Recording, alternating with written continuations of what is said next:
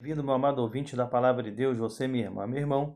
Estamos aqui para a 11ª aula do curso de Hermenêutica, onde nós vamos estar falando sobre linguagem figurada e literal. Eu sou o pastor Adriano Cunha e já de antemão eu quero te agradecer e quero também te pedir para você dar um joinha aí no canal, para estar impulsionando o canal e também estar se inscrevendo aí no canal, para estar dando uma força para o canal. Se você gostar do nosso conteúdo, você possa estar compartilhando ele com outras pessoas. Amém? Vamos para a aula? O que é literal ou figurado?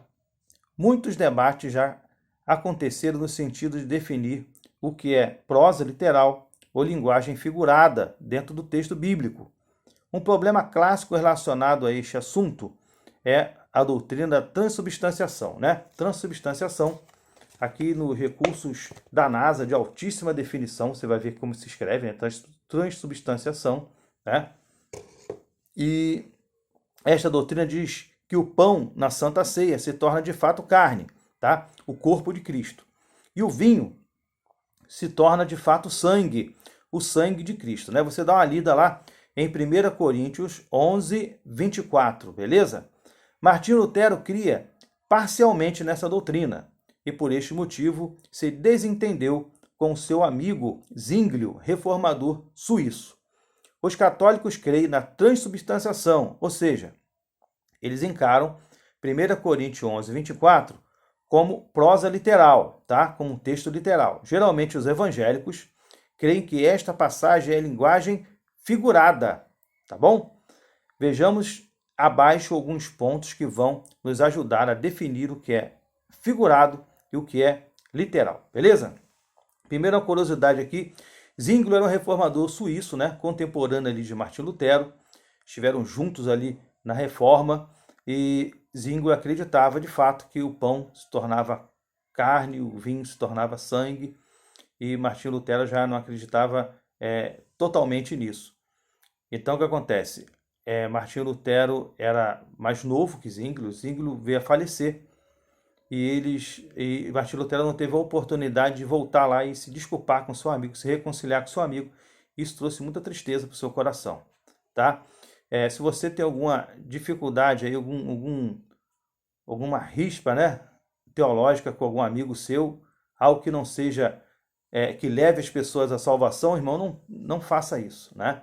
Nós precisamos aprender, compreender a verdade, compreender o texto para ensinar a verdade e para absorvermos a verdade, né?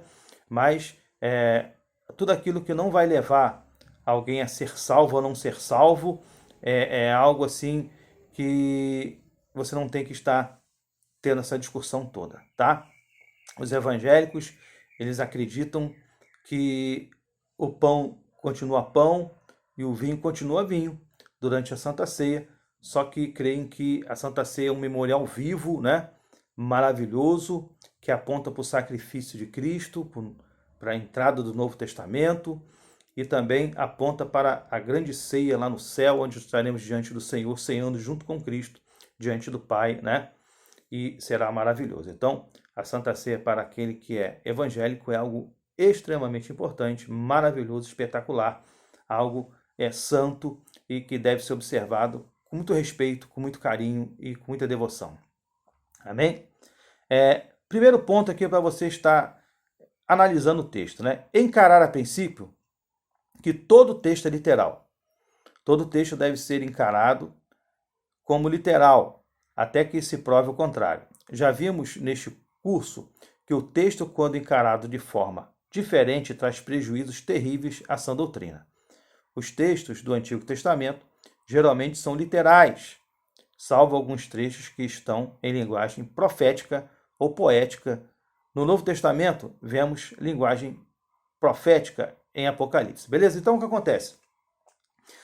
Linguagem poética, linguagem profética, tudo isso nós vamos estudar lá para frente, né? E vai ser maravilhoso. Vamos estudar lá para frente. E vai ser maravilhoso. Agora, Antigo Testamento, a princípio, ele é literal. Pode ter alguma parte ali de linguagem figurada. Um pedaço, um trecho, uma alusão, alguma coisa ali em linguagem figurada. Mas Antigo Testamento, geralmente, todo ele é literal. No Novo Testamento também, como nós falamos aqui, todo texto ele tem que ser encarado de uma forma literal, de prosa literal, e nós vamos observar aqui as partes que não devem ser encaradas como forma literal. Agora, outro ponto, né? Identificar os absurdos. Nós devemos observar no texto o que está em linguagem figurada. Como fazemos isso? Devemos observar as frases e perguntar: se eu interpretar esta frase literalmente, seria absurdo? Ou entraria em choque com o mundo real? Por exemplo, cidades grandes e moradas até o céu, né? Deuteronômio 9:1. Se o pé disser, 1 Coríntios 12:15, né? Onde Paulo fala ali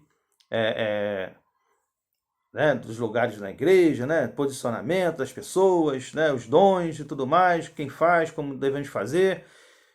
E aqui nós vemos o seguinte, irmão, pé fala, não. Existe cidade morada até o céu? Não. Então isso é algo absurdo, né? Que foi colocado ali como uma ferramenta literária, ou seja, uma linguagem figurada, para poder ilustrar o texto, né? Você já viu alguma cidade morada até o céu? Não viu, né? Ou o pé falar? Também não. Claro que devemos entender que a Bíblia está cheia de milagres, o que é absurdo para o homem, como a cura de um cego, né? Ali em Lucas 7:16, do 11 ao 16, é encarado como um fato normal na Bíblia. Só encaramos como absurdo o que de fato foi escrito para dar efeito de absurdo, como os exemplos acima e vários outros. Então, aquilo muitas vezes que o autor colocou ali justamente para dar aquele efeito de absurdo, né? Para dar aquele sobressalto ali no seu texto, né?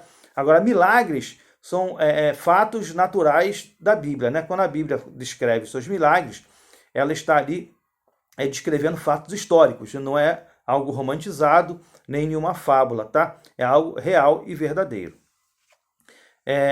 Terceiro ponto diz aqui, ó, procurar explicações no texto, né? O próprio contexto nos dá resposta para uma eventual dúvida.